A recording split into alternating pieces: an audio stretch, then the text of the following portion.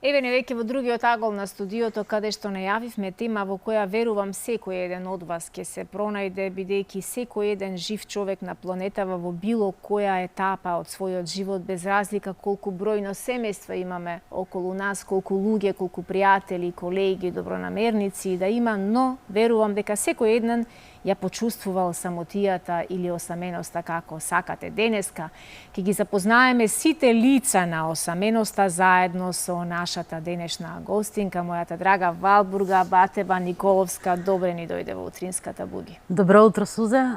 Поздрав до сите гледачи на Алфа телевизија.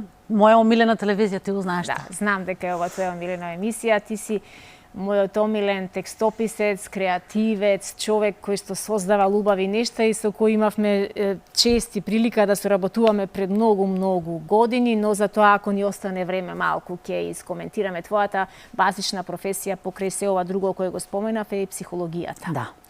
Верувам дека и професионално, но и по игра на судбината и ти ја имаш почувствувано самотијата или осаменоста, која се две различни работи и секој еден човек поинаку ги доживува, но и твојата пракса со лицата во геронтолошкиот центар, верувам дека толку многу допринесе да ти запознаеш безброј лица на ова емоционална состојба.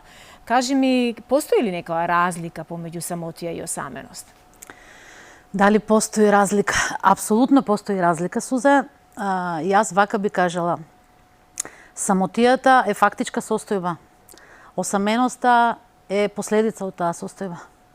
Значи, самотијата е нешто што може да ни се случува, како што ти кажа убаво, во рамки на семејството, во рамки на било какви групи, како викаат, меѓу 100 луѓе се чувствувам сам или осамен, или може да ни се случува затоа што судбината, тоа што и мене лично ми се случи, не оставила да живееме сами. Значи, самотијата сама по себе не треба да биде толку страшна, меѓутоа, осаменоста која што доаѓа како последица од таа самотија навистина може да создава проблем. Да, се лекува ли успешно? Еве ти имаше можност во геронтолошкиот центар да влезеш во душата и во подсвеста на многу луѓе кои што таму ги живеат последните години од животот, некои свесни, но некои несвесни дека тука е финалето. Така. Успеваше ли да поместиш некои нивни чувства? Се обидував, се надевам дека успеав да помогнам на одреден број на луѓе. Секако не можеме на сите да помогнеме, бидејќи тоа зависи од нивната психолошка структура, нивниот ментален склоп, семејствата од кои што доаѓаат, поддршката на тие луѓе, кои што се нивни деца, нивни брачни партнери, нивни роднини. Значи, јас се надевам дека на еден дел од луѓето успеав да им помогнам, меѓутоа, знаеш, Сузе, секој човек е приказна сам за себе. Оно што го кажуваме за осаменоста, луѓето знаат често да го поистоветуваат со самотијата. Тоа се сепак две различни работи. Затоа што да бидеме сами може да биде наш избор. Избор и одлука. Апсолутно, може и да ни го наметне судбината, односно животните околности. Меѓутоа, класичен избор за осаменост е директно она што се однесува на нас самите. Да. Значи, осаменоста како осаменост, еве ќе ти кажам еден куриозитет. Во 2018 година во Велика Британија, во времето на премиерката Тереза Меј, се формираше Министерство за осаменост. Тој пример почна да го следат и други држави. Значи, сепак се гледа на осаменоста како еден сериозен проблем во нашето општество, бидејќи свесни сме сите дека настана една епидемија, посебно после короната. И еден парадокс, после сите тие социјални мрежи на кои што ние сите седиме, сме уштекани. Тој парадокс, каде што имаме стотици и илјадници пријатели, а во основа се наоѓаме сами со себе пред телефонот или пред лаптопот на кој што типкаме, тоа чувство на осаменост, всушност доаѓа ситуација да разговараме со толку многу луѓе, уствари први со кој што треба да разговараме сме самите ние. Кафето го пиеме сами, да, и на перница легнуваме сами, за жал. Така е. Да, ме потсети и на една позната реченица која често се споделува на социјалните мрежи на големата актерка Неда Арнерич, вели: влегуваш во празен дом, отклучуваш врата и за некој тоа е осаменост, а за други е слобода. Точно така. Колку луѓе умеат да ја препознаат слободата, која е последица или некој дебело се изборил да ја добие таа слобода, како што рековме, лична одлука? Многу убаво прашање. Благодарам што го постави, затоа што јас стрикно сакав да зборувам за слободата. Знаеш што, Сузе, премногу не плашат со таа осаменост. Точно е дека постои. Фактички ние живееме со неа, така? Меѓутоа, ако читаш разни списанија, ако читаш разни написи, сите ќе ви кажат самотијата и осаменоста доведува до депресија, до анксиозност, до секакви болести, до ова, до тоа. И луѓето едноставно создаваат страв кај нив. Се создава таа... И гледаш по секоја цена да си со некого, само да не си сам. Така. Па макар и тој некој да не можеш да го поднесеш, не само нели? тоа, ти штети на психолошкото и на менталното здравје ти штети. Значи не бомбардираат со тоа колку во основа таа самотија и осаменост е нешто многу страшно. А јас би кажала дека сепак треба да гледаме на онаа убавата страна. Зашо не го сакам зборот позитивна, зашо постои позитивна токсичност или токсична позитивност. Значи на убавата страна од нештата, таа самотија, тоа самостојно живење на нас ни ја дава слободата. Да. И јас имам обичај да кажам на моите клиенти, еве сега е моментот кога зборчето морам треба да го замениш со зборчето сакам. Да. Што значи тоа во пракса? Тоа значи дека се што сме морале додека сме живееле со други луѓе, значи сме морале да правиме работи кои што нив ги задоволуваат, сме немале време сами за себе, сме имале купишталишта за пеглање. Еве, самотијата и слободата ти го даваат тоа право да си кажеш денес не ми се готви. Денес не ми се пегла, денес ки си прам кеф на душата. Значи таа слобода ти отвора нови патишта, да се засакаш сами од себе си, да напредуваш сам со себе си.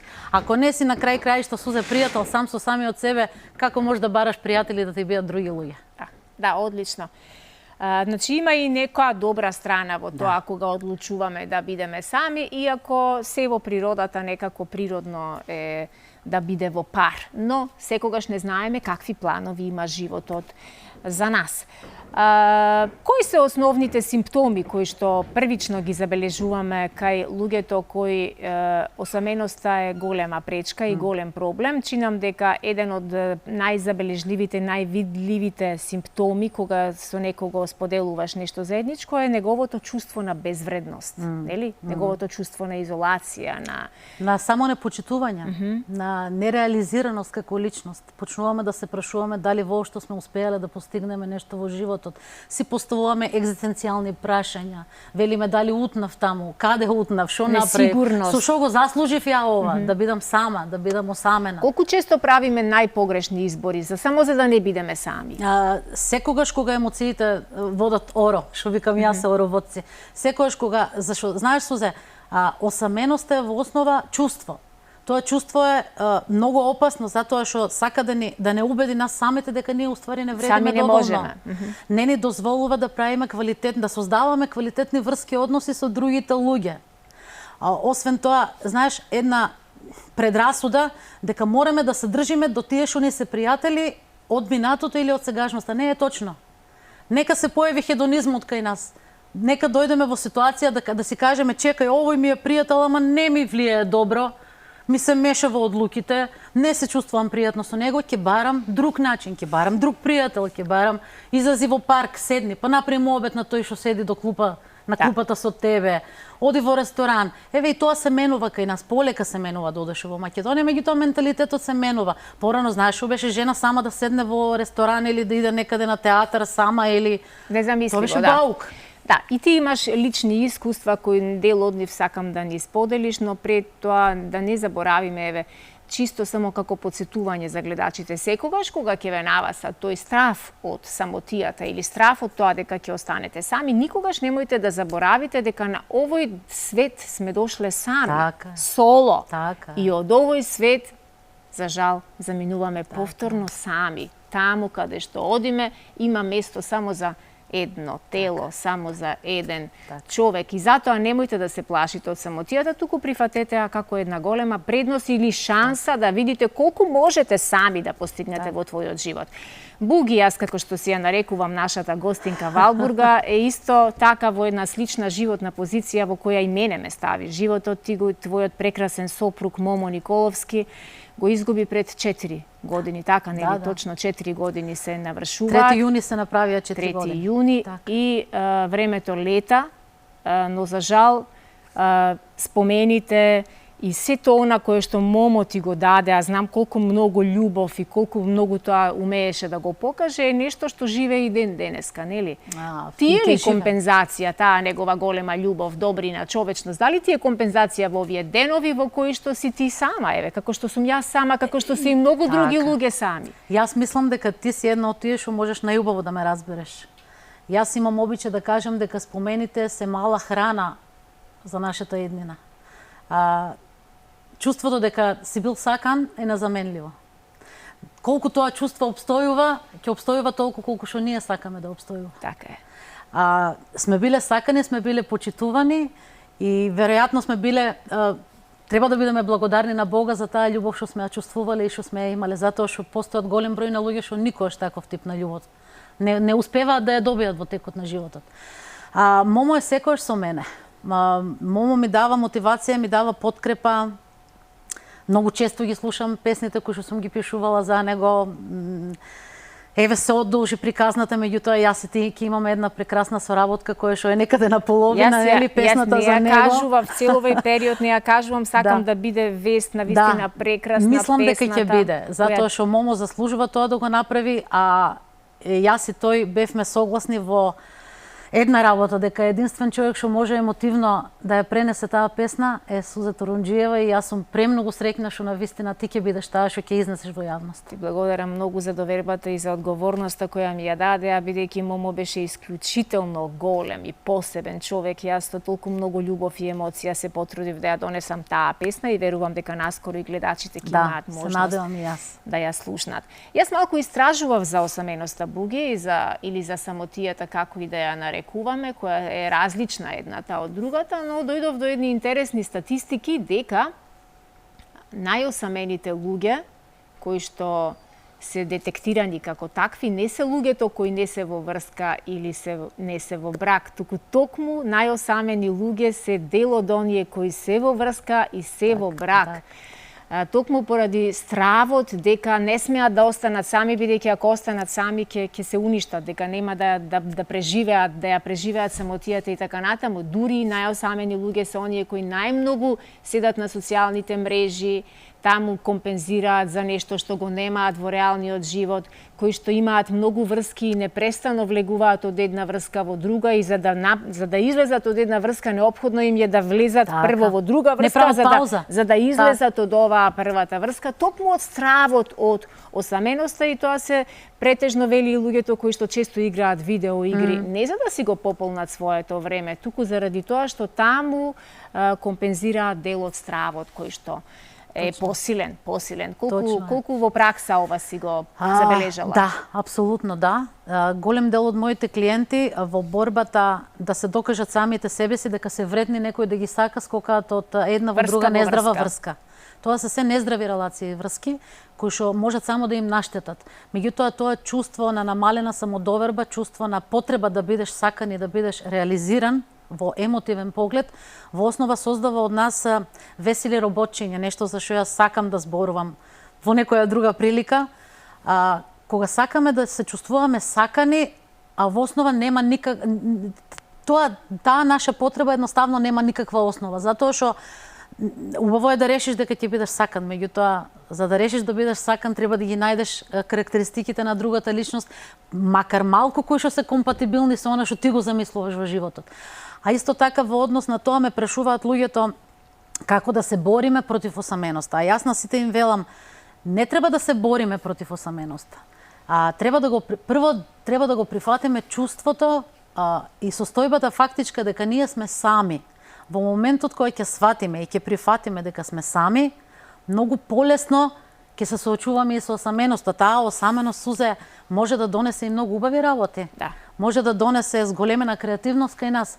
Ти знаеш дека најголемите гениалци, еве да ги кажеме писателите, например. Па и Никола Тесла, кој што е роден на денешен ден. Во основа, во основа сите тие луѓе се чувствувале вака или онака осамени или сами. Меѓутоа Тие за да бидат успешни морале да бидат сами. Тие Тагата, се повлекле во еден аскетски живот токму заради тоа да ја извадат од себе таа голема креативност и гениалност. Да. Сите гениални луѓе на некој начин биле сами, осамени или несреќни. Меѓутоа таа несреќа родила креативност, родила дела кои што останале во историјата и се уште не учат. Се уште се учиме од нив, нели? Апсолутно. Драго ми е што во последниот период од како заврши твојата активна пракса со луѓето во генетолошкиот центар, ти си активна и достапна за секој еден поединец на социјалните медиуми, говорам најмногу на Facebook, бидејќи тука најчесто и те следам.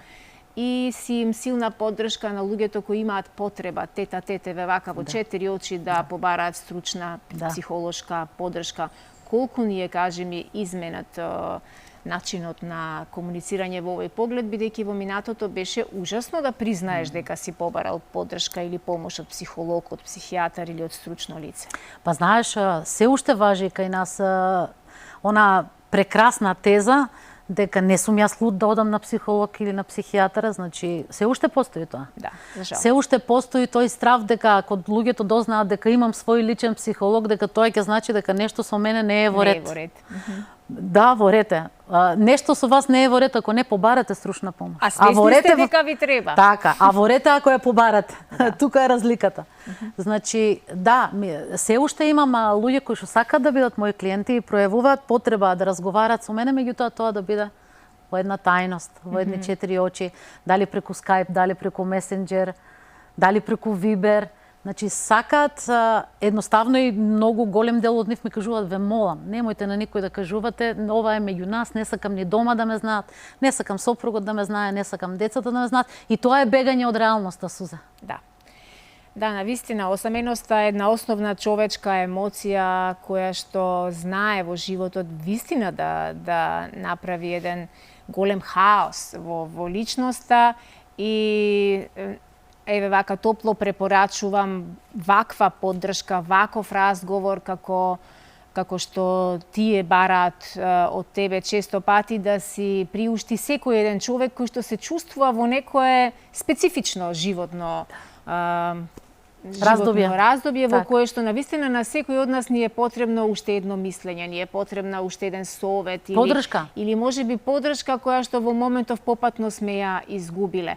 И на самиот крај само кажи ми, веројатно е голема разликата на осаменост на младо лице кое што е се уште активно присутно во светот на секаде и на лице оставено во старски дом или во оние центри каде што навистина однема и каде животот ги остава таму.